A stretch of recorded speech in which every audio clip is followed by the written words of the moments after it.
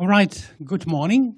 I am Jukka Mähönen. I'm professor of law at the Faculty of Law here at the University of Oslo, and I'm the leader of the University of Oslo Nordic research group, Futuring Sustainable Nordic Business Models, or Futuring Nordics, as we call that. So welcome to this Futuring Nordics panel debate on Deep-Seabed Mining, Sustainability Transition, exploring the role of Nordic business through radical interdisciplinarity.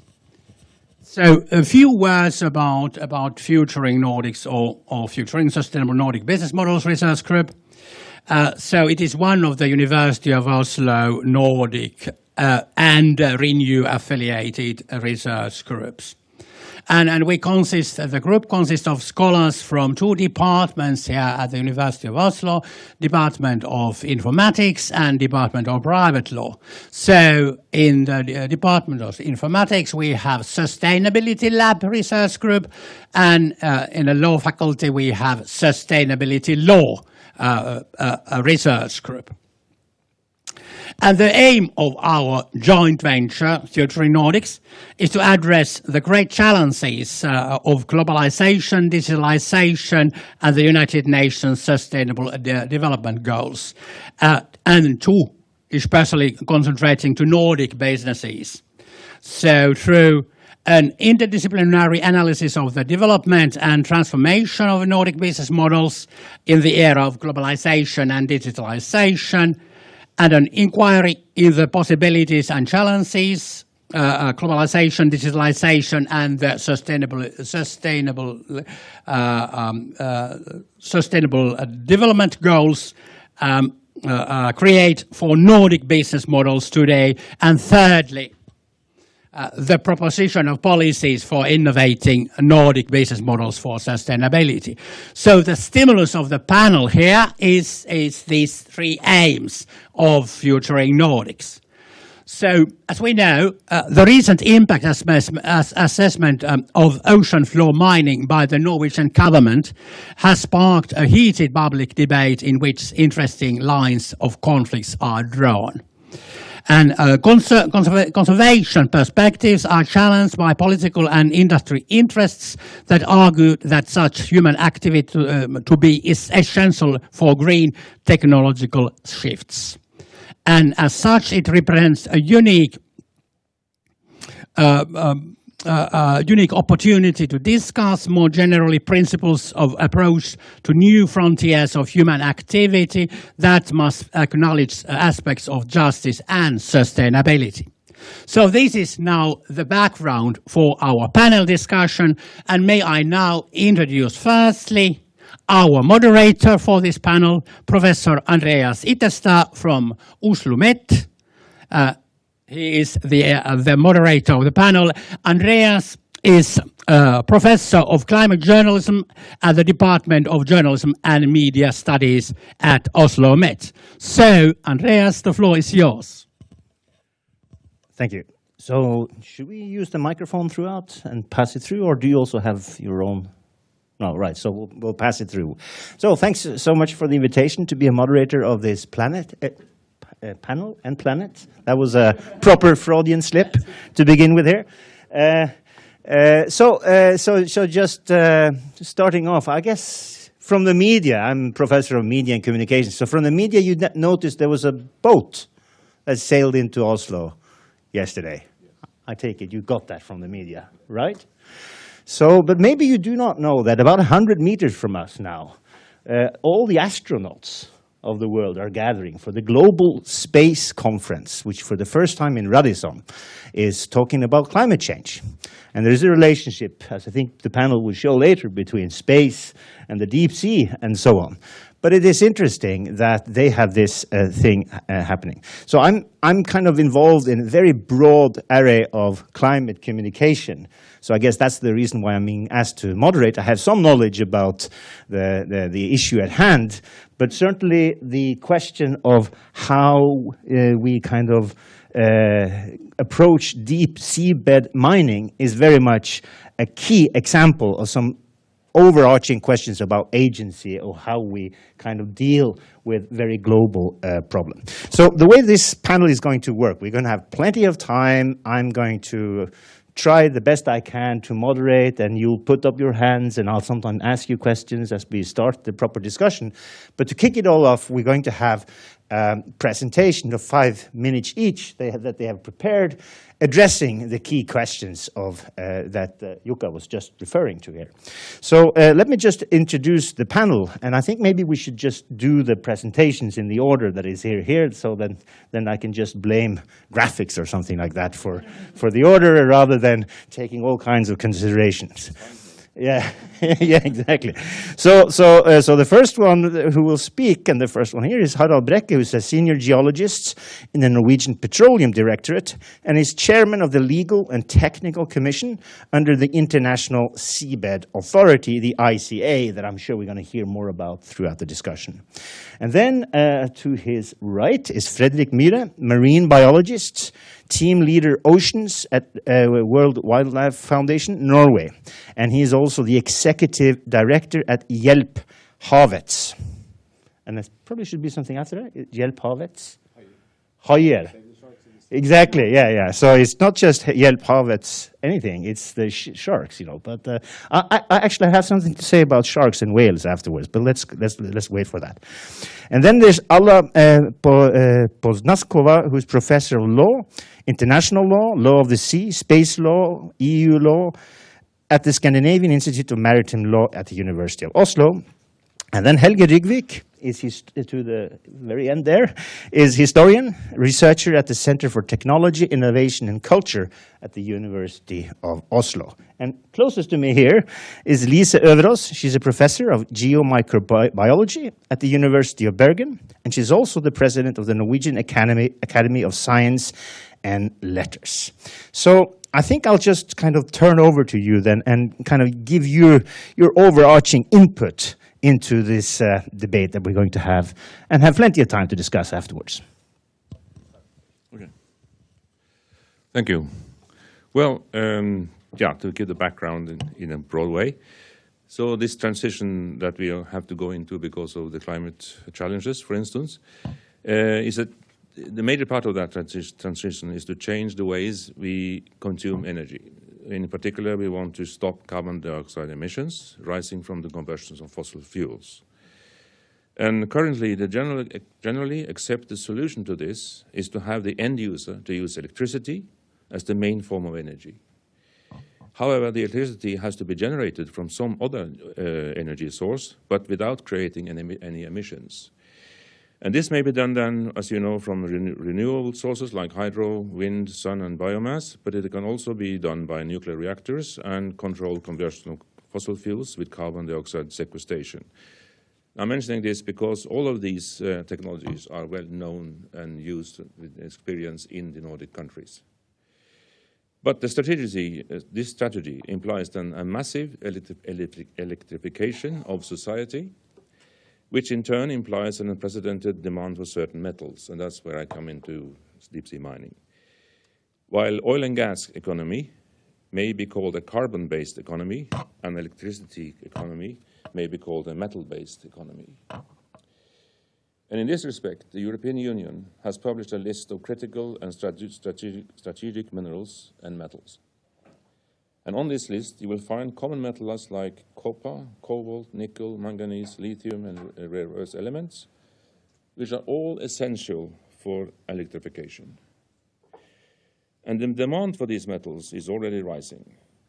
But to what degree demand will rise in the years to come will very much depend on the goals of the world governments, how they want to achieve their climate policies. In its report in 2021, the International Energy Association showed the effects of 2 scenarios in this respect. The first one shows that demand in 2040 for the essential metals mentioned above will be doubled if the states today actually followed what they stated their own policies to. If they actually meet their own planned policies, that's the result. The other scenario is about if they follow the Paris Agreement. In that case, the demand in 2040 will be 4 times as much quadrupled. And the international, the EIE report also shows that for both scenarios, the predicted demand for copper, lithium, and nickel, for instance, will surpass the predicted production from the existing and planned mines of the world already in 2 to 3 years from now. Now, this should mean then that there is already a pressure to open more mines than planned only for few years ago. And this should mean that there is already, it seems clear that the heightening of ambitions for the transition will increase the pressure for more onshore mines, and it probably will speed up the initiation of deep-sea mining to supplement the production onshore. So I think that the Nordic countries is in a position to supply much of these metals from both onshore and offshore. As regards the onshore, the Nordic countries have for centuries long history of metal ore mining and processing, so that technology should be in place. And in the recent years, Norway has also carried out mapping and research on the seabed minerals in the deep parts of the continental shelf. And these activities have clearly demonstrated that the advanced marine technology developed for oil and gas activities can easily be adapted to support deep-sea mineral activity.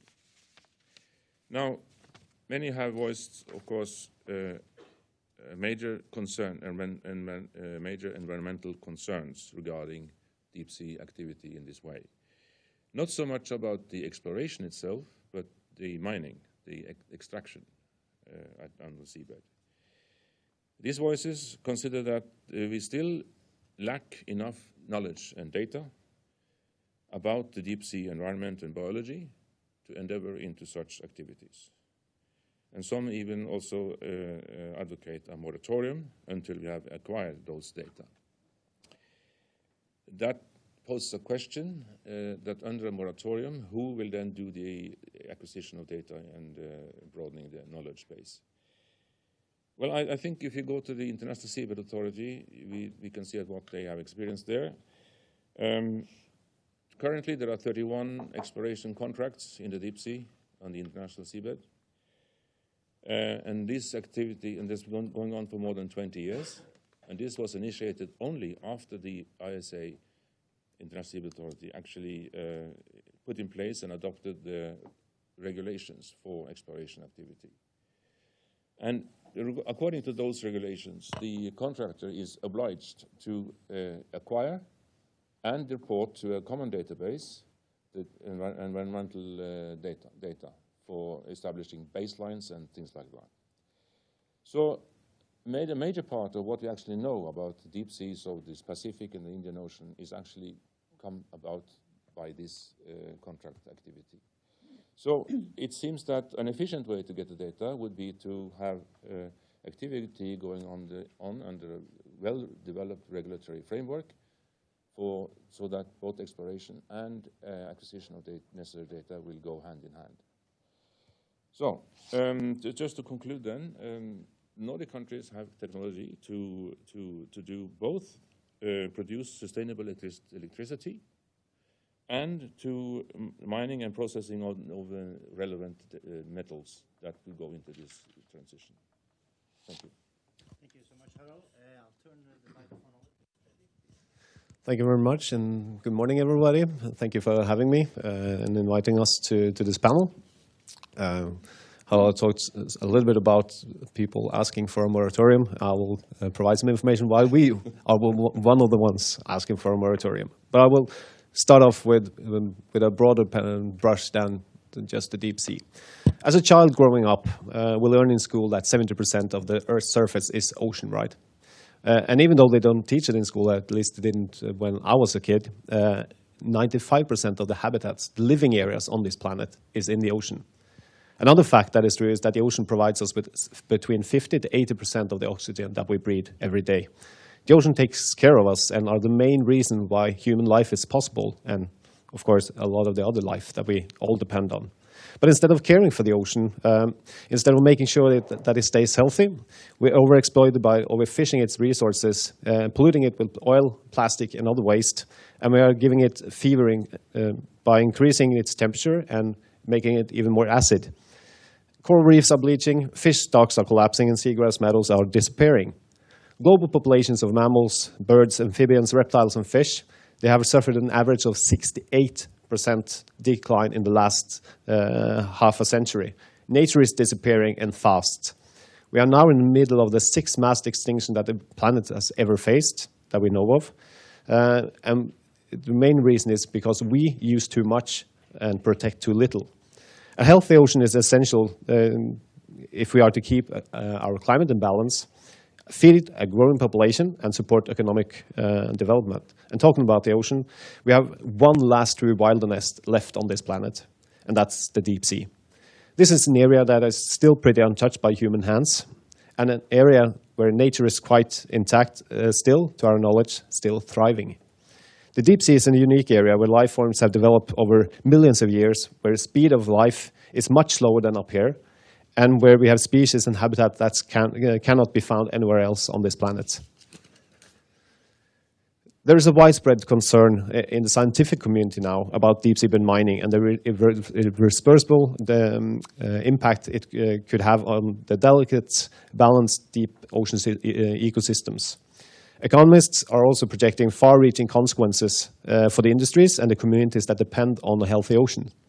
The International Seabed Authority is working on global rules covering deep-seabed mining, but these are far from being finalized. And the Norwegian government has started an opening process, as you know, for deep-seabed mining in Norwegian waters. And that's an opening process which includes an area equal to 85% of the land area of Norway. An area where the Institute of Marine Research in Bergen has stated that we have knowledge about approximately 1% of the area. And the industry, if the industry proceeds, the intensity and methods of deep-seabed mining could remove entire habitats, species, and the service they provide. This is a risk that we simply cannot afford to take. With our ocean already under major strain from overexploitation, the last thing we need is another threat, a major threat to ocean life. And the consequences could very well be irreversible for both the ocean and for humanity. I will also highlight that the UN's Environment Programme financial initiative concluded that it's impossible to see that the financing of seabed minerals, seabed mineral activity will be in line with the UN Principles for Sustainable Blue Finance. The World Economic Forum also concluded in its report on deep-seabed mining that there were far too large knowledge gaps to make a sound decision on the topic now, and that we must wait until there is more knowledge available. The high-level panel for sustainable blue ocean economy states, until the need for and the potential consequences of deep-seabed mining are better understood, the concept is conceptually difficult to align with the definition of a sustainable ocean economy and raises various environmental, legal, and governance challenges, as well as possible conflicts with the UN Sustainable Development Goals.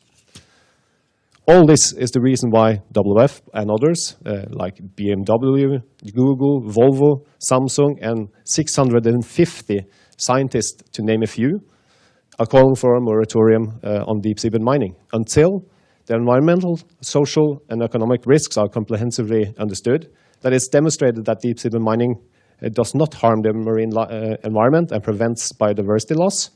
Alternative sources for the responsible production and use of metals also found in the deep sea have been fully explored and applied, and that member states reform the International Seabed Authority to ensure that a transparent, accountable, inclusive, environmentally responsible decision-making and regulatory process.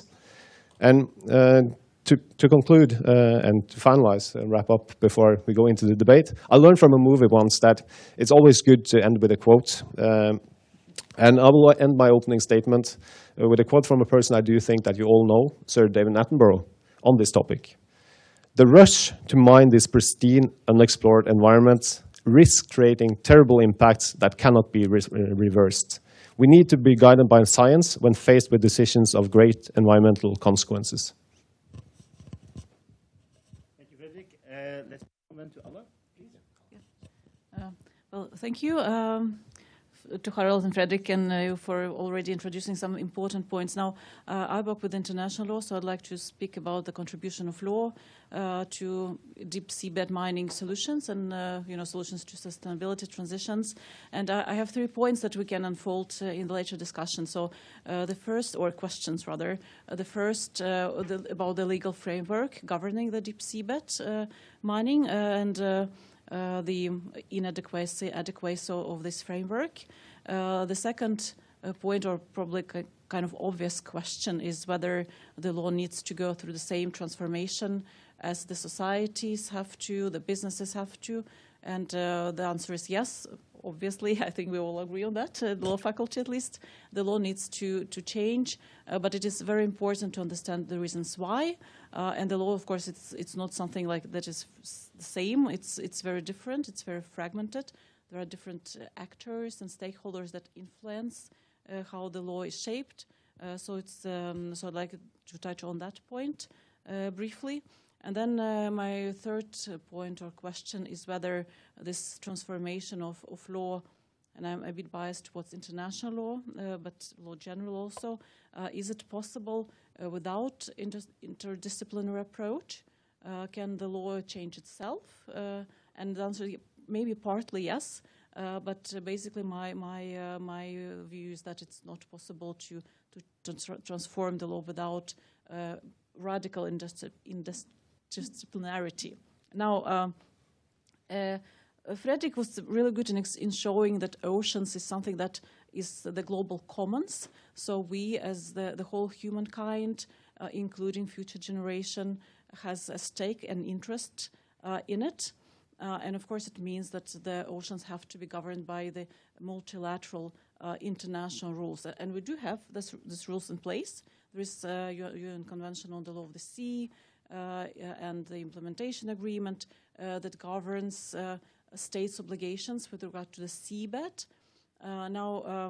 That convention is actually created with the view of ensuring that there is this framework in place that protects the oceans in a way that is capable of dealing with complex issues. It's the framework that is evolving. It is capable of evolving to respond to today's challenges, not just what states thought would be a problem in the 20th century. So these rules came in place for a reason. And the goal of UNCLOS is basically to ensure that the oceans are used in a way that keeps this use within the planetary boundaries, and which is in line with today's environmental principles and needs. So the question is then, why would we have all this concern and issues and conflicts? Well, of course, UNCLOS is more than just that, but and that's one of the reasons. But so why is the law still inadequate to transform society in a fundamental way and to protect the deep seabed? And I think, and this is, I think, a position that I have and that we can discuss. I think the problem is arising with this because international law, which is basically designed to protect the commons, outer space, seabed, is becoming reduced to something that can be called a tool to provide the legal certainty for stakeholders. And at least it risks to becoming such a tool to protect the investors and like sponsoring states, mining corporations, rather than protect the commons. And there is this narrative that is actually quite visible when you follow the discussions between the state and non-governmental organizations in particular. There's very much focus on the need to ensure that regulations for mining are in place and time and things like that. Even if it happens at the cost of the environment, the society, the future generations, and the nature and biodiversity in general. And it is important to note that all these entities like future, people, nature, they don't really have they don't have a legal voice of their own. In a sense, they are represented by states, by the communities. So the law is risking to become, in a way, its own prisoner, and the narrative is reduced to the wording of UNCLOS, even not UNCLOS implementation agreement, and its annex with, which is taken outside the larger context of this convention and outside of the goals context, outside of the context with regard to development after 1994. So it's a very concerning issue which law has created for itself through its important stakeholders.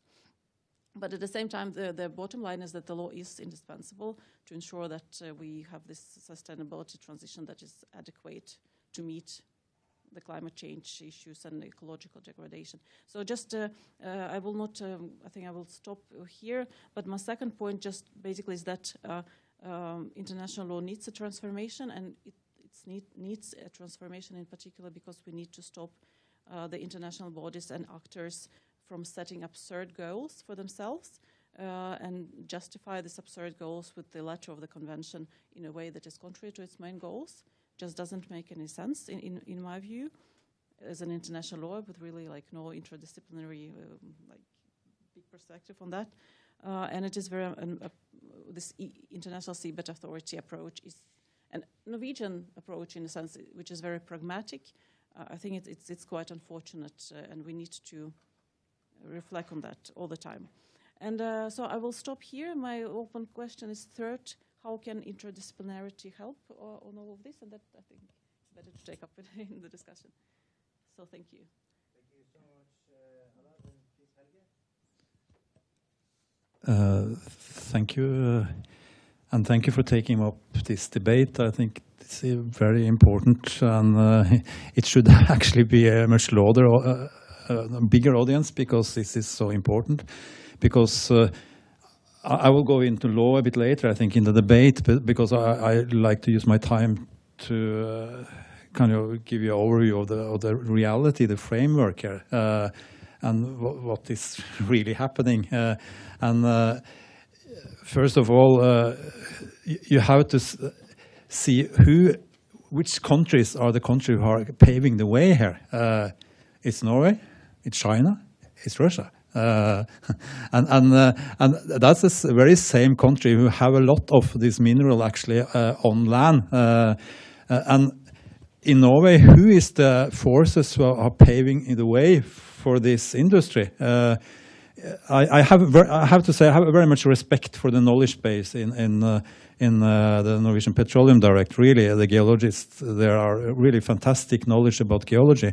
But you have to have the background here that the very same Norwegian Petroleum Directorate who is pushing now for opening space for a new industry in big ocean is the very same Petroleum Directorate, which is I would say the main force to open up new areas in the Arctic for oil drilling. And you have to know that, and you also have to kind of look into the political economy. That's my background here for what's happening in the oil sector at the moment, because there have been a long debate in Norway about the ice edge, etc., where to open up the Arctic, etc.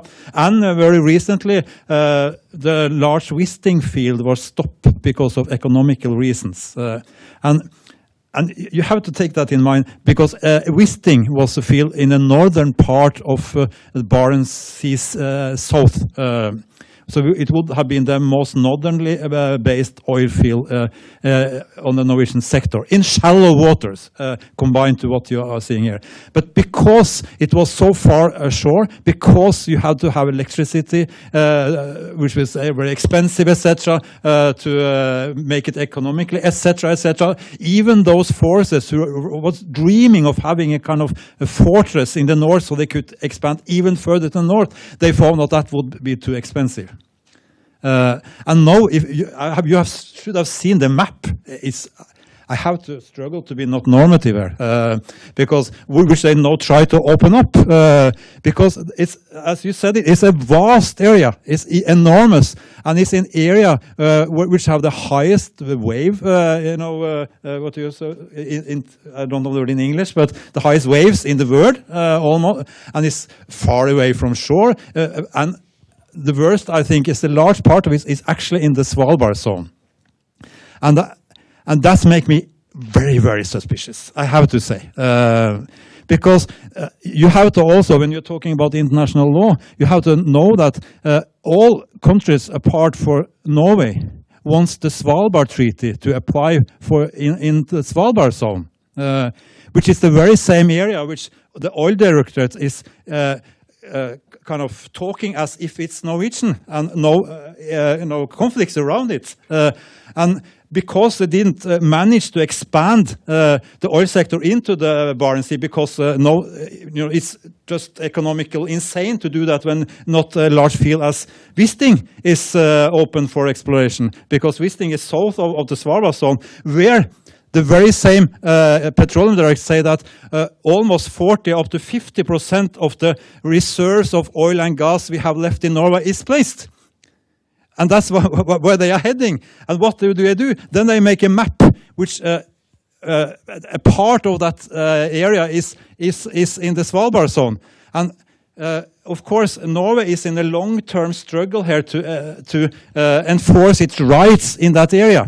So the tactic had been to very silently push the limits forward without getting protests from others. And if you follow the concession rounds recently, it's become further and further to the north. The problem they have discovered was that the international oil company didn't want to drill in that area because it was so a lot of conflicts internationally. And the international banks decided not to finance it. And think about this when it comes to ocean mining, the kind of economics of this. When you are not able to drill for oil in a explore oil from a discovery field, which is much closer to shore than this area they have opened up. And at the moment, I'm writing.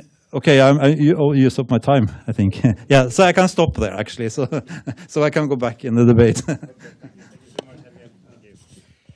And then finally, please, Lisa. Okay, so thank you for inviting me and for joining this panel. I'm a biologist, as Fredrik's from the University of Bergen, so we're quite overlapping in some of the interest and the background. We know there is a commercial interest in the deep sea minerals, and it has been going on since the 1960s. But it has been very much on and off. I mean, it's been excited times when really been a lot of exploitation in the Pacific Ocean, and then it has kind of seen that it hasn't been generating so much value, and then it has been kind of calmed down again.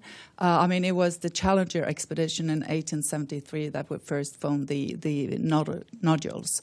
And what we are really talking about to harvest and to mine is the three different types of interest resources, and that's the nodules, which is the polymetallic or manganese nodules. It's the seafloor massive sulfides that we have on the deep sea, the hydrothermal vent systems, and then it's the cobalt-rich crust. And of course, it's the targeted minerals that Harald was mentioning, that we need these minerals for the transition in the energy. And of course, what is very interesting is the copper, nickel, cobalt, manganese, lithium, and also the rare earth elements. In '63, it was American academics that also wrote books on highlighting the economic potential of the nodules. And also in 1967, it was Maltese diplomatic that calls for international regulations on the ocean resources, the UNCLOS that we heard about also. And you probably also know that. So that was the United Nations Conventions of the Law of the Sea, and then this year it was a new treaty on the high seas. So this has been kind of a topic that has been going on and off. As a biologist and as a microbiologist, of course, and you were mentioning the astronomers and the scientists that are having a meeting. I mean, the moon and Mars is mapped 100%, but we haven't mapped the deep ocean. And of course, the numbers, but I think we say that less than 25% of the deep ocean is mapped for biology or to see what is there. Of course, it has been an increase in activity the last couple of years. And I have also been following cruises really to look and to find and to spot new environments. And of course, as a biologist and exploratory biologist, it has of course been very exciting to see, to have an ROV going into the ocean for hours and there's nothing there. It's just a black, dark ocean. And then suddenly you come to a place that is teeming with life, far away from the sunlight, and it's fueled by something very different from the energy from the interior of the Earth. Then you get so excited to see that. And you really have so many questions. How can this sustain and how can this be? So with it's more than 700,000 to 1 million species in the oceans that hasn't been discovered yet. So we have such a big task to do. And less than 1% of what is down there has actually been seen and visualized with the eye or with the camera system. So there is so much that we need to explore more, and it's so many species that is their specific niche is really attached to these nodules, to these special things that you want to take out and mine. So they are really adapted to there. At hydrothermal vent system, 80% of the species live only at these systems. You can't find them anywhere else. And also the sea mounts are kind of recognized as the rainforest in the ocean. So it's hotspots for biodiversity. And the point is that the biodiversity as a service is so important for the time that we are going into. I mean, we are the decade of the ocean, of the science we need for the ocean we want. We can't continue on this earth if we don't have a healthy ocean. And it's so much of these small. So Fredrik he's talking for the sharks. He's the ambassador for the shark. I'm the ambassador for the invisible heroes of the ocean, that you can't see them and you haven't really recognized them, but there's so many of them, and they are really fueling the whole ecosystem from these very special places. So the biodiversity is very important as a service to the global, and in the future. We really need the biodiversity, and it's so much that we don't know yet. So it's so much that we really have to take care of. I could continue forever, but I'll wrap it up a little bit, because we're probably going to come back to the demand and how we're going to go in the future. But I will just, and to be honest, I mean, I see we need a transition. We need to change from oil and gas, and we need a transition. But I think we also need more knowledge. We need to be careful. I don't know if we need a moratorium or if we need to have something still going on. But I have to disagree with you. I don't think you have the technology to not disturb these very vulnerable systems. And I would like to come back to that also later. Thank you. Thank you. So, in fact, I think I come from above the Arctic Circle, so I think I'll stand as a moderator. And you can have the microphone and share it between yourself as I go with the question. I just... Ja, du kan også bruke den mikrofonen der. Og så bare sjekk at den på grønn, og ikke på gul. Ja, den ser gul.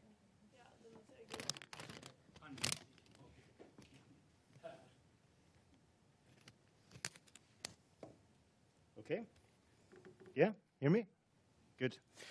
So, a lot of facts, interdisciplinary facts, and we have plenty of time, so I think we can divide up a discussion both on the concrete stuff, on the moratorium, on the common heritage, and on conservation. But a few introductory kind of thoughts here. I learned in my PhD course like 10 or 12 years ago that the word fact is a so-called elevator word. It takes the elevator from the ideas we have about objects to the object itself. And just as elevators may be more or less solid, then you can have more or less solid facts. But facts in itself is just something that we toss around, and we all want to be factual. I want to start, before we start with the factual discussion, as Fredrik mentioned, I want to start with film and fiction first, and to keep it on a light note here. I'm going to do a little bit of quiz before I start the proper discussion here. I take it that you all know about the movie Avatar, right? Anybody remembers the plot ending of the first Avatar movie in 2009, I think it was? Who would volunteer to remember the plot? How was it a Hollywood happy ending in Avatar? What happened at the very end when the colonizers of space came to that planet and the avatars were there? what saved the day in the end? Nobody remembers how Avatar ended? Huh? No, they didn't eat them? Oh, wow. Oh, I thought this was the easy question. I have a harder question afterwards. Well, it ended with the indigenous communities being joined by the plants, by the fish, by the living organism that was kind of non-human or non-avatars, joining the fight against the colonizer. Okay, so I'm sure you won't have the answer to this next question, which is also from fiction. But it's a blockbuster book called The Swarm from 2004, sold 4.5 million copies, and it was made into a Netflix TV series this year. Anybody have heard about this movie / film, The Swarm? You are nodding, Fredrik? You read the book? What happened in the book? What is the main plot line in the book? Because that deals with the deep oceans, right? Would you venture what happens in that book? What's the? No, I know of the book. Oh yeah, okay. So I both read the book. I read it. Okay. So anyway, this is an interesting because it starts with a marine biologist from NTNU in Trondheim, and it's very kind of scientific based and so on. But the whole plot is about that 1%. And all those unsung heroes in the deep oceans. But it's kind of symbolized by the whales in Canada attacking humanity, coming up from the deep seas and so on. I mean, both Avatar and this movie / film is really about conservation. It's really about how non-humans or kind of respond to the interventions of humanity. And I think maybe that's a good way to start the discussion. It's what Harald started with as well. I mean, you have on the one hand the question about conservation, and on the one hand the need to have a transition for climate change. So maybe we should start there. I mean, maybe I'll start with you, Freddie, because you're kind of conservationist here. I mean, and also Lisa, you can follow this. I mean, who are the kind of agency on behalf of these non-human entities that we have in the deep seas, and do you see any kind of human agency in support of these kind of beyond the world that we have? We see that there's a rising interest in this topic among the general public, and that's partly due to our effort, but especially also due to the fact that scientists are coming forward to really talk about what's the facts, what's the more solid facts that we do have, at least, and especially what's the facts that's missing in order to make sure that we take responsible decisions for nature. And of course, the climate crisis has been well known for quite some time now. Nature crisis is starting to become understood by the general public as well. And I think one of the most important part of that debate is the youth, and especially a young girl that you probably all know, Greta Thunberg, and her voice and the movement that she created on the climate perspective, but also now starting to create on the nature perspective. And we are in the middle of a climate crisis, we are in the middle of a nature crisis, but also in the middle of a crisis when it comes to making sure that we have a society that's has a quality part, a quality crisis also, because we have one part of the world, the western part of the world, overexploiting and using too much resources when we look at the planetary boundaries and the footprint that we put on this planet. And we have a developing part of the world that needs to have even more resources in order to make sure that they will survive going into the future as well. So we need to solve all of these three crises, but as you say, trying to give nature voices is a lot of us. I think it's not just NGOs like me. It's the scientists, it's the youth, and it's the general public. And of course, we do need technology, and we do need minerals going forward in order to make sure that we reach the targets and reach the green shift. and make sure that we stay within the planetary boundaries. But the question is, what kind of minerals do we need, and what kind of systems do we need to put in place in order to make sure that we don't follow this straightforward line, but make sure that we have a circular economy going forward, because that's the main part. Maybe we don't have circularity these days. Let's try to, because we have a lot of time, so let's kind of try to make one issue at a time. If we stick kind of with the conservation perspective, and also kind of join that up to Harald's challenge here to begin with, you know, yes, if there's a growing understanding that the nature crisis and the climate crisis needs to be solved as part of the same process. I mean, that is very much part of the talk at the moment, right? But it is very much on that question of, on the one hand, conserving parts of nature versus getting the sort of inputs that we need to have for a new renewable solution to the climate crisis, that kind of puts the nature and the climate crisis kind of against each other. And you were referring to that, Lisa. Maybe you want to say a bit more about it. Yeah, I mean, as an ecologist, of course, you want to see that the ecosystem is working and that you can sustain that. And I think scientists have been doing a great job trying to communicate with a politician and decision maker, because this at the COP25 it was seen that you can't discuss the climate crisis without including the ocean and also know the biodiversity, and that we need to think of more than one thing at the time. So that's one thing, but I also think that it's for the I think people have become more aware of these because we have communicated it, but we also see that we're going to have an increasing population. We need more food for the population. You need more harvesting from the ocean, and then you really need to preserve and make sure that you have resources. And also you see there is so much new potentials that is now really in the starting to get new medicines, biomaterials that we haven't been able to use before, like sponges and tunicates that could be used for optic and medical, and also antifouling, detoxification, antibiotics, etc. So it's a large reservoir of things, and we need to get more knowledge, and we need to use that in a good way. Yeah. And it's also this. The conservation and protection of areas, but I mean, you need to harvest it again in a sustainable way, and you need to think this circular.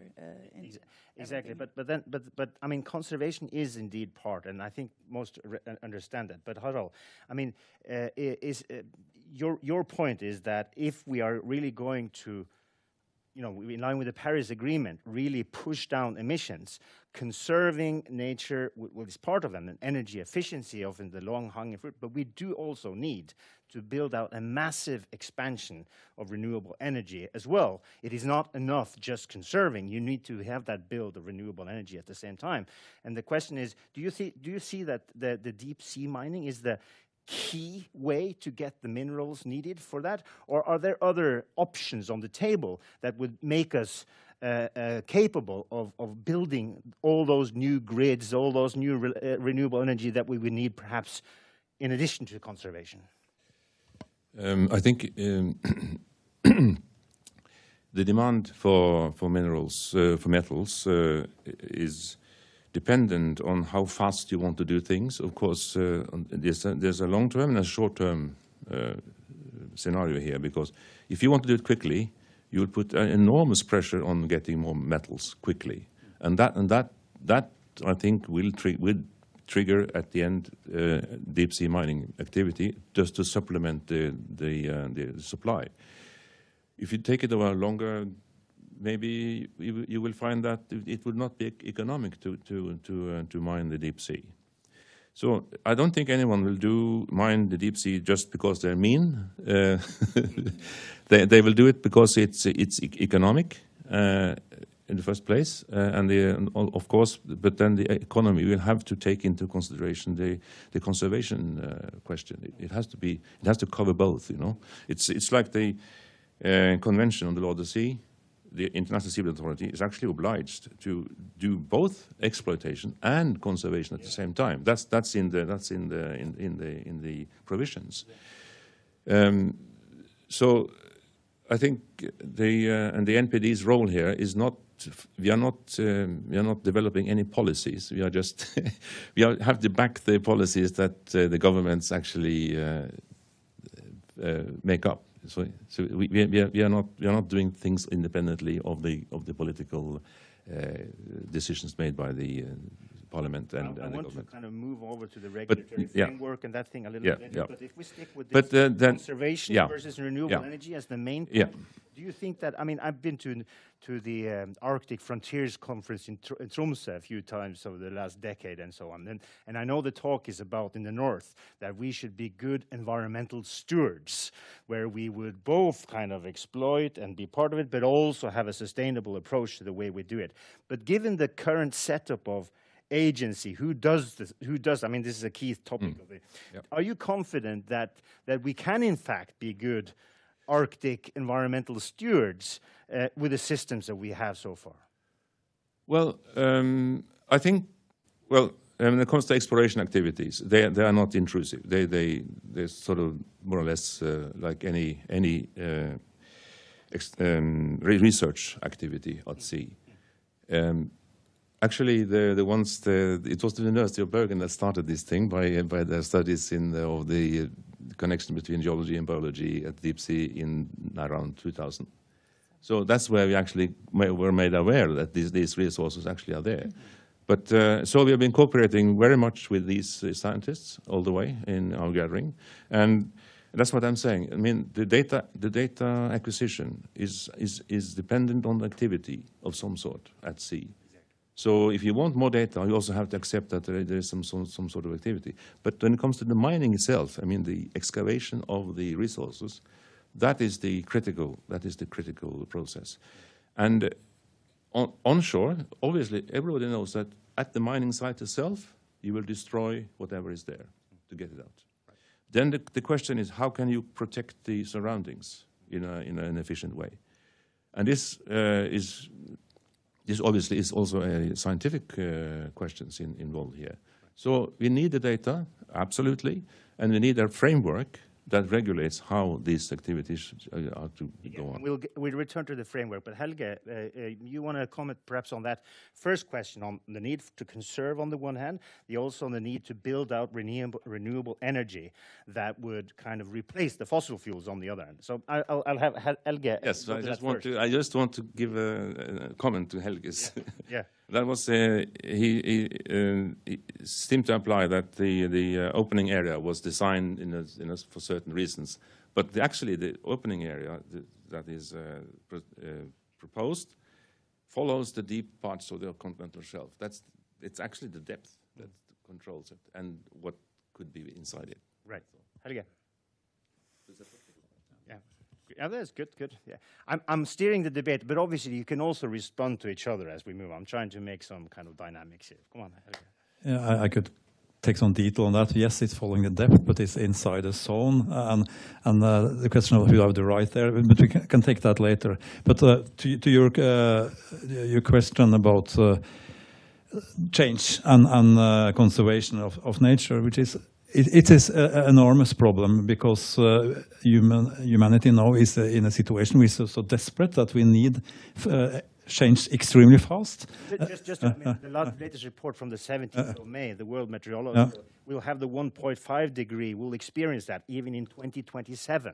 I mean, that was the headline of the 17th of May. You know? Yeah, and this is really desperate, and we are in a situation where it's reality that we might have to destroy some nature to survive.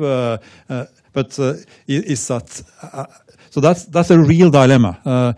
And I'm, for example, maybe more supportive to windmills than the majority of the environment movement, etc. But in this case, I think it's so obvious, so far away from the actual solution. For me, it's so clear that here you have an industry who are seeking a problem, not a problem who are seeking a solution. I got into this actually at the conference in November in Brazil, where I kind of learn how close this was and how the Norwegians are pushing this, because there was a conference where Norwegians, the research institution and authorities, etc., was kind of selling Norway, and there was Brazilians there, and those who were promoting this kind of ocean mining, who are trying to use that conference to convince Central Brazilian to support it. It was the Ministry of Oil and Energy, it was Petroleum Directorate, and it was some geologists very close to the oil industry, which I have for years discussed with about climate change, which at least 20 years ago, the general conception was that it was not really happening because the main problem was the ice age, coming a new ice age. That was the reality 20 years ago in that milieu. Exxon, you as part of the milieu? In the Norwegian milieu, because I had so many discussions. So that's 20 years ago, but that has changed really. So the knowledge is now there, but it was very clever geologists to use kind of clever argument at the time that was the issue. But the essence is that when it's coming from this milieu, for me, it's a kind of sign of what's really happening here. Because yes, the argument from environmentalists here and the preservation of nature, world life form, I think those are really, really, really strong arguments. And compared to other areas you are moving into, new areas you're moving into, this is so kind of historically far away from our knowledge base, and we are moving in such an enormous big area which we have so little knowledge about. I mean, the lithium, the rare metals itself. I mean, if you want windmills and so on, if you don't think that the deep seas is the way to go, where do we get the sort of input that is necessary as part of the component of this renewable energy? First of all, there are a lot of those components around, and that's also a question about price, of course, because what we see now, just in very few last years, there have been an enormous kind of expansion of kind of mining and looking into the potentially on land for these minerals, and they've discovered a lot of new areas because it has been a part of the economy. Doesn't mean that that's going to create conflicts, but because it will be conflicts, because this will be area where you have indigenous people, you have local people, you have nature, etc. So there will be a lot of problems related to that, but those problems are at least more open. We have more knowledge related to them. It's social group who will protest, etc., which we don't have in the oceans. So it's an environment for those conflicts, and it's more it will be conflicts solutions and on land, if you like. Yeah. Then it will be conflicts, and it will dilemmas, and it will be problems. And also, of course, we have the political situation. As you mentioned earlier, you have this large ship. What is really signaling? Is it Russia? No, it's really much China. I have a Chinese researchers who are the office besides me, and when she saw that ship yesterday, oh, I'm afraid. Is this pointing to me? She said. Do I have to go back to China now? That's reality. And you know, there's different ways to approach this. Are we going into a world where we really kind of negotiate and find solution where the countries are able to work together and not plan to head for a war, which is okay, right. I'll stop you there because I wanted to get Alla into this, but in a way, continuing on the same, just before you start, Alla, because I think now it's also the time to kind of initiate some of the thought that you were talking about, the common heritage kind of plans of the law of the seas and how that has originated. I'm just gonna, you can say whatever you want, but I just wanted to make a quote from a book that is coming out. I've been peer reviewed for a book, the only relevant book that I've kind of peer reviewed. I cannot tell you the name of the book because then I would have to kill you, because it's a peer review thing. And this is a draft quote. But the book is coming out in June, and it's written by people who are experts on the sea and the space and everything. And the book says something like this: the pull to exploit common resources is very strong beneath the sea, where we find a quiet but intense race to access the valuable minerals that lie on the deep sea bottom. All of these entrepreneurial interests are lining up to access and exploit our common resources, yet we are almost entirely devoid of a management regime that can protect our global commons.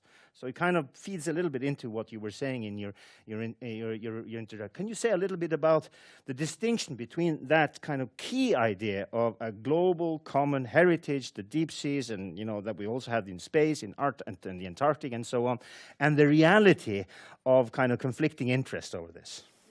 I'll try. Yeah. I think I may use a bit different wording, but so I stopped with my short introduction with saying that law should be transformed by using interdisciplinary approaches.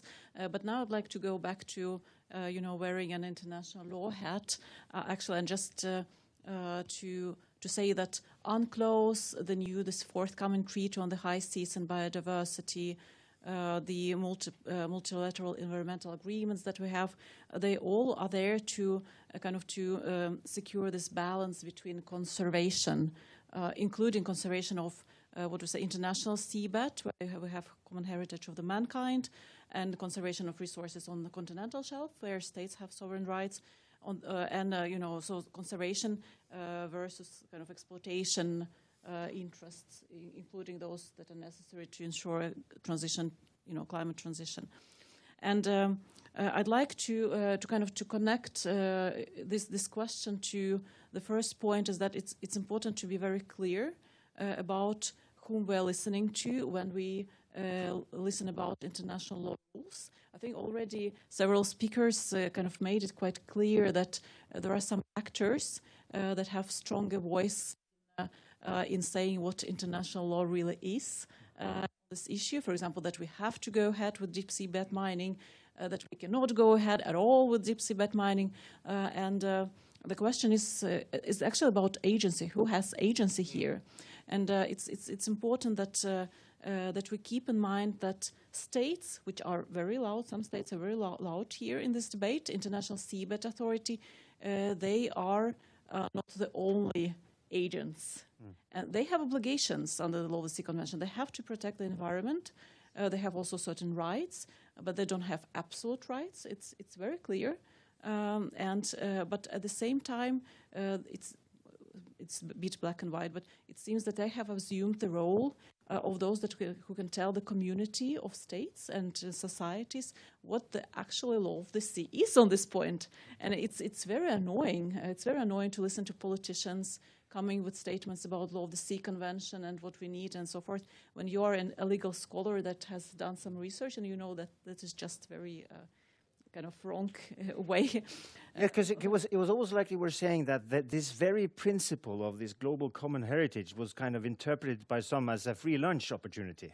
So I kind of recognize from the quotation that you gave that this is a major concern. And one example is a precautionary approach, or principle. It's a very controversial principle, so you can kind of twist it a bit, and no one agrees about what it really is. But I'd like just to say a bit more about this, this agency and who is talking here. So we have at the international level, we have states and international organizations that have actually power to decide how the law develops, how it is interpreted, how it is implemented. But these are also entities that have obligations in the first place, obligations to apply the law correctly. At the national law level, we have local communities. We have also indigenous peoples, which are kind of, in a way, now move between different levels, I would say. And NGOs, importantly, that can influence the stakeholders. And I think Fredrik was also a bit on this, that entities like International Seabed Authority, they don't like public participation. They say they do. There are some provisions that include NGOs and communities, but there is enough research done not by me but by others that shows that actually they are trying to narrow down the possibilities for participation. There's very little transparency in what ESA does. So this is very concerning, So some actors try to reduce the agents of other actors using, legal rules as sort of, kind of to hijack the whole, decision-making process. Now, corporations do not have in principle, like direct agency in international law, but they have a very real agency in these matters, those that will do the deep-seabed mining. And I just, recall about speaking about economic realities and things like that. I did my doctoral thesis on competition law. And one thing I remember is that, profit maximization is one of the really drivers for businesses, and we should not forget that it's profits. It's normal, I guess. It's not something that we should be upset about, but corporations have profit in mind, and this does not mean that they necessarily have our or environmental best in mind when they take decisions. And I think this should be very clear in this. It's not, we shouldn't be naive. And then just to wrap up on this agency perspective in international law, and perhaps a bit in interdisciplinarity, we see that international courts are getting more actively used, at least in hopefully. So there are other actors like smaller states that have a voice. Perhaps at the national court level, there are communities and actors that have that try to increase their agency, but also international human rights. So that could also be a way to increase participation. But nature doesn't have a standing generally, and individual animals don't have any rights. So we are supposed kind of to represent them, and yeah, I mean, so law is in itself a sort of agency. And moving on to you, Fredrik, you're next in line here. I mean, I remember the school strike is one of the placards they put up was, "The oceans are rising and so are we." It's kind of symbolizing that there is an agency, and there's also an agency connected to science, of course, and there's a legal aspects of it and so on. But in terms of who uses the facts that we know for what purposes, I mean, you're also involved in some of these, and you obviously represent the environmentalists and so on. But so my question is kind of, who do you feel kind of run away with the facts and use the facts kind of for which purposes? And just as an example of what it could be possible, I was on the program committee for this global space conference. There's 800 people now in Radisson Plaza. This is a big conference. And should have gotten as much attention, I think, as the boat coming in yesterday. But anyway, the one of the panels that I was part of accepting was one in which they used the technology, the know-how of I think it was the US Space Agency, connected with some indigenous tribes in California and how they were relating to nature and listening to the voice, and using some of that knowledge connected to kind of indigenous kind of fights to preserve their territory. I take it that's a fairly rare way that actions are taught. But do you have a sense of who kind of runs with the facts, if you like? That's a good question, and a big question. And I just want to start off with saying that I and WWF, we don't feel that people, or in this debate, especially in the Norwegian debate on this, but also the global debate, we don't think that people initially want to destroy nature just for destroying nature, right? There's no bad guys as such. People know that they would need nature to survive, but of course, it's understanding the facts and understanding the lack of knowledge, especially in this debate, that's crucial. But I will also, before going further into that, I will just have a more general comment also, because one fact that's been put forward now is that 30% of the oceans needs to be protected by 2030 if we are to have enough nature to take care of ourselves and the other life that we depend on. Today, we have less than 4% of the world oceans protected, fully protected. The scientists are telling us now that we need to have 30% by 2030. This is something that Norway has committed to. This is something that is a part of the global biodiversity framework that was agreed or debated and agreed upon as a new deal for nature in Montreal in December. And also,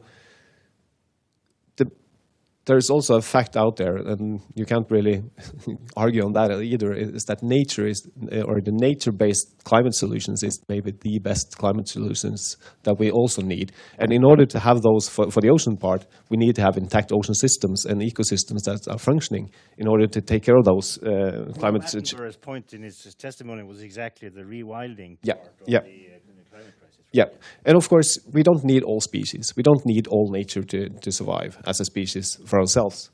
But Dag O. Hessen quite often puts it like this. He's comparing nature or the planet with an airplane, right? And you can take away some nuts and bolts along the way, and it will still fly. But at one point, you take away too many bolts, too many nuts, that the plane will literally dissolve in air, right? And it will crash. And we don't know where that tipping point is, but we are heading towards that tipping point. When it is, we don't know.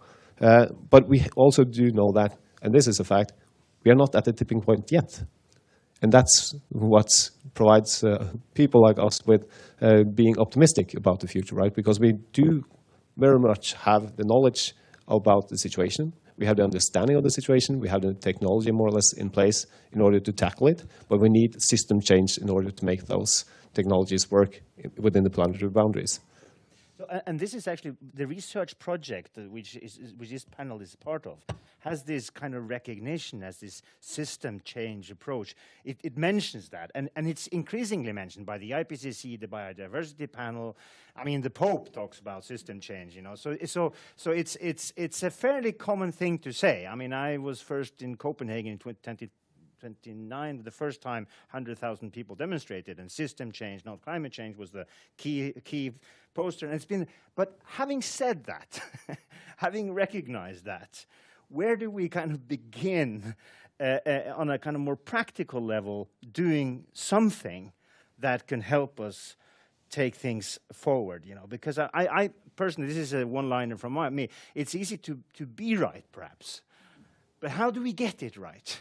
Ha rätt and få rätt, you know, how do, and returning perhaps to this question of conserving nature, and maybe I wanted to take you into this, because I mean, the biodiversity is a very, in a sense, an example, very much as Fredrik is saying, that on the one hand, it's what we don't know, what can come out of biodiversity that creates some modicum of hope in terms of, you know, where we go forward. On the other hand, the rush to patent, to get rights, to kind of to commercialize kind of these biodiversity is all over the place, you know. So we don't have only the race for the bottom of the sea. We have the race for those countries where there's a, like in Brazil or other places, a rich array of biodiversity and so on. So how do you see that on a kind of, recognizing that there's something with the system, but how do we go about trying to change this within the period of time we have?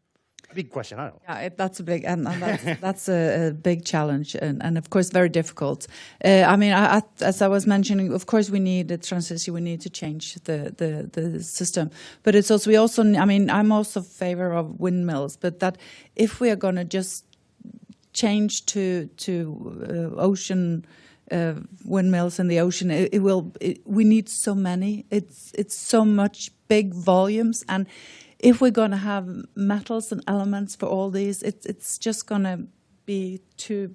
I mean, it's not even enough space for them, right? And then you need all these minerals. But I think and I also don't think that people want to destroy the earth, but it's the benefit, the economy of this. How can we earn money on doing this? And then they are kind of neglecting, saying that we are only taking a very small part. It's just a little part of it, and we will only the global will still continue to work, etc. But it's actually. If we're gonna harvest what we need, it's not just a small area. It's enormous areas. And I also see one thing is if you go and do something in the deep bottom of the ocean, you have the whole water column that is suffering because and that's why the technology is not there, because you're dumping things back. I think there are calculations saying that we still have enough. We can still just continue on the surface, but we see the damage so dramatically there. You don't see it. But would it be easier to imagine this vast building of renewable energy if we also imagine a much faster downscaling of fossil fuels and oil? Just as an example, I wrote a book 10 years ago, and I read the reports from the NVE, which is kind of, where can we put up windmills along the Norwegian shelf? And just in the mandate of where could we conceivably have windmills, it was pretty clear that it was off the question taking away some oil platforms and replacing it Yeah. with wind oil. That was not even part of the mandate. That was not even a theoretical possibility, because it was part of the mandate that you could find pickpocket a few sectors outside Utsira, this and that, where you could possibly do it. So it's one reason why we cannot conceive of this huge expansion of windmills and solar panels and all the kind of technology solutions we have, is because we cannot imagine either the rapid, necessary downscaling, planned descent of fossil fuels. I mean, how do you see that balance? I think that is a very good comment, and I feel that very much. So this is the win in the pool. Like, yes, thank you. Let's have both of it. And I think that's the Norwegian government is really, because it's still pumping the oil, it's still doing new areas of oil exploration in the Arctic, which is also my favorite ecosystem to study. So that is challenging. I think we need to have maybe we're getting better recycling. We don't need to have all these elements that we are claiming, and we also need. I mean, there are ways of making lithium from seawater. There are other ways maybe to reach the goal. But I agree. It's a little bit. It's. I mean, if we kind of say that we stopped something and then we geared up something else, but with a more precautionary. I think we need to. At the very least, that would kind of take us away from, which I believe is some kind of strange dichotomy, either green growth or degrowth. Yeah. Because it would give you a sense of what we need to do less of and what we need to do more of. So in a sense, yeah. But I think there is quite a bit of things we can easily do less of. That's good. Harald, do you want to maybe comment on this as well? I mean, this question, I remember we spoke before this panel and you said something about moving from an oil economy to a minerals economy. But can we really do that sort of transition without us having a very clear plan of downscaling oil in order to kind of give room for the alternatives?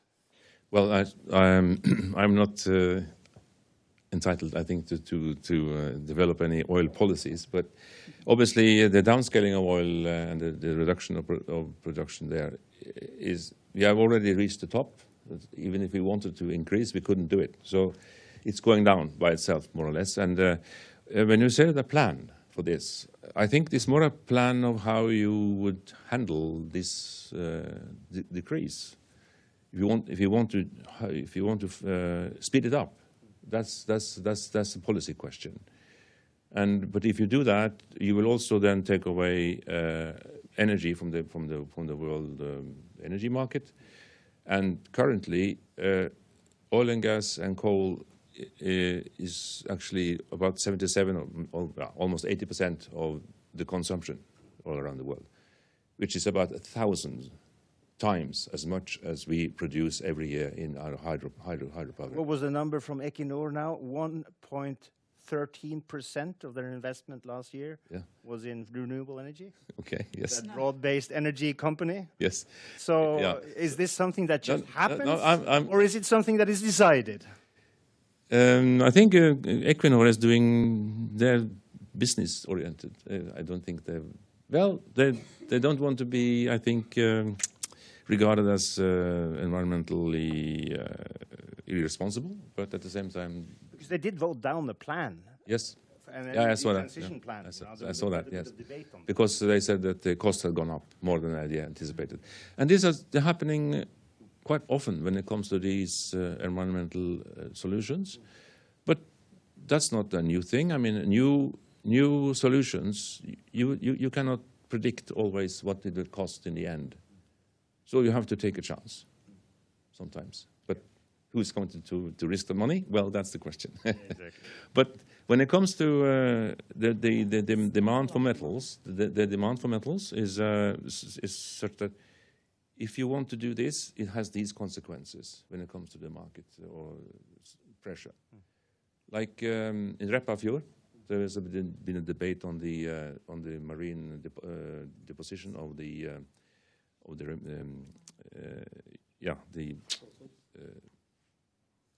what's it called? The waste. Yes, the waste. And I was told that by someone in the, I think the Ministry of Environment, that, well, the thing is that if you want it, the best thing would be the deposit in the sea, because that's where they are more stable. If you deposit on land, the fresh water of the rain will leach out all the bad stuff. But in the sea, the pH is such that it will stay. So, but this presumption was that if you need it, if you want it, he didn't make any policy about it, whether you want it or not. But there are some. So if you want to do this, it has consequences. Exactly. Yeah, and you have tried to deal with them. Great. I think we move on, Fredrik, and then Helge, and then Alla, and I think we're kind of approaching the end here. So yeah, please. Yeah, I'm not going to comment too much about either Førdefjorden or Repparfjorden, but the scientific advice there is also quite clear that you will destroy nature with these projects. I know. But also quite unique places, but not deep sea. But to the big question, and maybe at least try to get an answer to the big question of where to start. You start with listening to science, and you start to listen to where scientists are yelling out more or less that we do have enough knowledge to take reasonable decisions, or we do not have enough knowledge to do so. And you also start by listening to nature, because back to the first question that you had today about who's using their voices, nature is using their voices, or the lack of voices. Seabird colonies are more or less silent now in many places due to the fact that nature crisis and the climate crisis, right? We have coral reefs bleaching at levels we've never seen before in human lifetime, and it's all linked to our overuse again. So you listen to nature, and they are really, really screaming with the voices that they do have, right? And how to solve it? You have to solve it on a system approach, right? And two things that you can do is put an even bigger carbon tax on actually polluting, and also a nature tax of where you actually destroy nature. You have a nature tax also, and those kind of money can be used to drive in initiatives that actually can provide new technology that take better care of the climate, better care of nature, and also you also need to have put in plan a system that will give forward a circular economy, and that could be or should be putting demands on producers, right? That they need to have more recycled materials in their products that they're using, that they need to design smarter for the future, that they design products that are more easily either reused or recycled, and not just ending up as waste. And that goes for minerals, that goes for plastic, that goes for everything. And you need to be able to repair and reuse. Can I nudge you to return to another question, thing you mentioned in the previous contribution? Because, I mean, listen to the science was what Greta Thunberg was kind of known for. But in an interview, recent one in The Guardian, she was very naive back in 2019, she said. Now, if I am to communicate climate change, it's much more about justice. And you could see that in the IPCC report now, that moving to do something, you know, one thing is what sort of economy, what sort of relationship that humanity has in general with nature and so on. But there's also distributional questions here, and also questions of justice that I think you kind of alluded to, and I don't think we've addressed that sufficiently, also in terms of the topic of just sustainability here. Maybe you can say a little bit about that, because I know Helge will probably say something about that afterwards. Yeah, and that's a really, really important question. And we need to have justice, climate justice, nature justice for the whole humanity and other species living here. It's not just the human race that has this need for justice, it's also nature itself. And not just what's here at the moment, but the future generations to come. What kind of planet do they want, or do they want? What kind of planet do we actually give them going forward? So it's absolutely a huge part of the question, and that needs to be included in everything that we do. That's why I tried to put it into here as well. Helge, I know you can probably say a lot of things, but I want maybe you to. One thing is climate justice, because you've been working so much with oil, and within, you know, in order to get to get started, a plan for energy transition, taking care of, also needs to be some sort of a just transition, taking care of unions, of people who have their jobs, their livelihoods dependent on the systems in which we already live. So if you can also touch upon that issue of transition in an economy like Norway, that is kind of the 7th largest exporter of oil and gas, I mean, this question of just transition, I think, is a hard one to avoid. Okay, but given the time we have, I will shift a bit gear and take it down to law, actually, and because we are at Domus Juridica, is that what you spell it? Because I think that's also part of the solution here. And this question about the moratorium, which is proposed in relation to deep ocean, I think also is part of the solution, because there are areas of the world which really need more protection than others. And that is a question about international law. And I would like to have time to give a lecture between the relation between law and economics and technology, because if you take the development of international law, it's very much related to technology and economics from the very start. The first territorial waters was defined how long a cannonball could shoot at a time. That was really the technology, because it needed protection from the coast. So you could shoot from either from the coast or from ships ashore. So that was the territorial waters. The Geneva Convention of 1958, which is the kind of base for the Norwegian continental shelf, have an explanation saying that it's 200 meters and down to the area which is possible to explore on the continental shelf. Now this has moved very much into the same convention has developed to move into very, very much deeper oceans, into commons, without having a thought about what that really means. Because starting from the very close to the shore and the oceans, to the moving up to the Arctic, to the deep sea ocean, into the rainforest, etc., you are moving into areas which is really common for the whole world and the environment.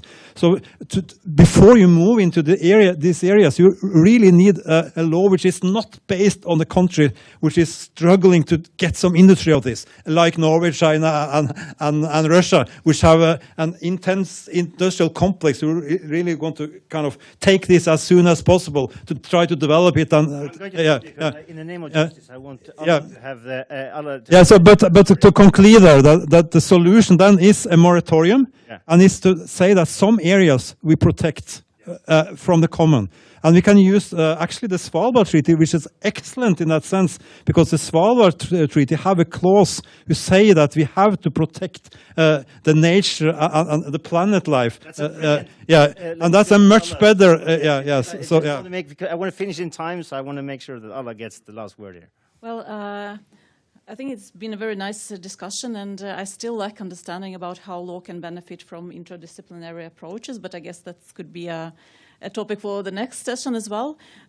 Speaking about international law, there is indeed already much in place, and I think that one of the ways to get it right, as you asked, Anders, is to actually seek for possibilities to give other actors a stronger voice, like perhaps indigenous communities already gaining more voice, using human rights as a way of kind of overcoming this fragmentation that is there in international law, and science, and perhaps I'd like to link it to the education is actually quite important, because just a quick story in a way that shows how people can actually not even know about what law is about space and marine environmental protection. Space actors, they have no idea about law of the sea, marine environmental agreements, any of this. And there is this launching from one of the European countries happening like in the winter, and a space corporation, not difficult to guess which one, applies for a license from a European state. And they say, well, we'll launch over the sea, so the debris will fall into the sea.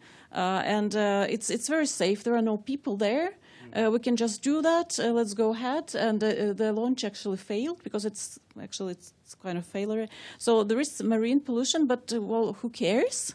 there's no people there.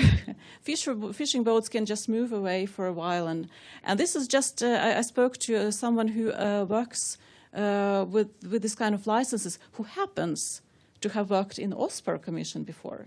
So he knows that there is dumping rules in place, that there is all these rules are in place, and so the problem is not the lack of legal rules. The problem is lack of awareness that they are there, and lack of will to actually enforce them in a proper way. And so this is just something quite striking, actually. It is, and it's for a legal scholar. Good way to end with that story. It kind of illustrates what our former Prime Minister Gro Harlem Brundtland said: everything is connected to everything. And the question, of course, is how everything is connected to everything. That's the larger discussion, but I think we've broached there. I think I'm going to thank the panel. I certainly thought that was a very interesting discussion. Obviously, some unresolved issues as well, but thank you so much, and I'll leave it to you. Okay, thank you, Andreas. So, thank you, panelists of this marvelous debate. So thank you, Helge, Alla, Fredrik, Harald, and Lise, and thank you, Andreas, for moderating this discussion with tight but benevolent grip. Before we leave, please, two things.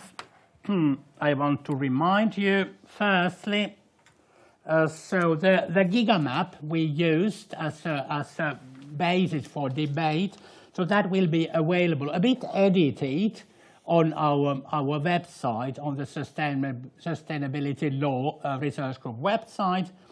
It will be online, as well as the recording in our YouTube channel, and hopefully it worked. So caveat, so we have the Sustainability Law Research Group have a YouTube channel, so we will distribute that and this in our website, our GigaMap.